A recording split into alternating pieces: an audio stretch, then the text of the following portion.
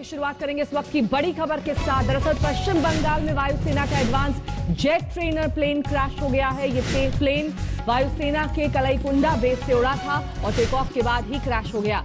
दोनों पायलट इस हादसे में सुरक्षित निकाल लिए गए हैं। आपको बता दें कि advance jet trainer Hawk crash हुआ।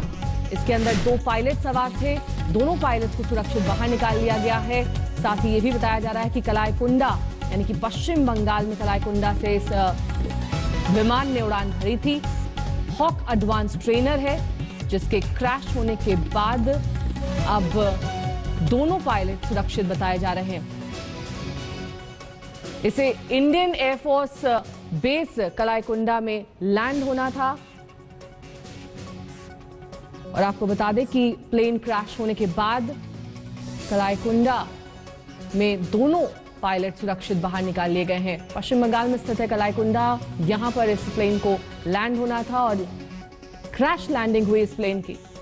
मनोज्ञा लोईवाल हमारे संवाददाता इस वक्त हमारे साथ तमाम जानकारी के साथ जुड़ गए हैं। मनोज्ञा, राहत की खबर यह कि दोनों पायलट सुरक्षित हैं, लेकिन हादसे की वजह क्या बताई जा रही है? जी बिल्कुल, ये ट्रेनिंग सेंटर है जो वहाँ चलता है।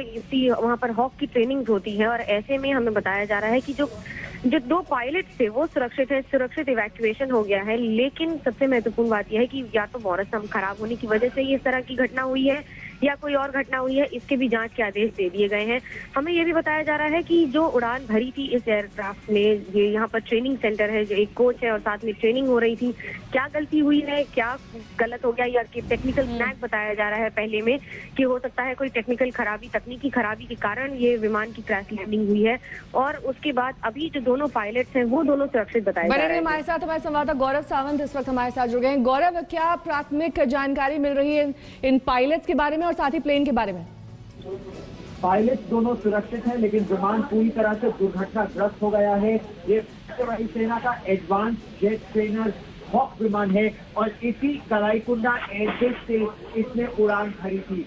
उड़ान भरने के थोड़ी ही देर बाद पायलट ने ये कहा कि कुछ खराबी है।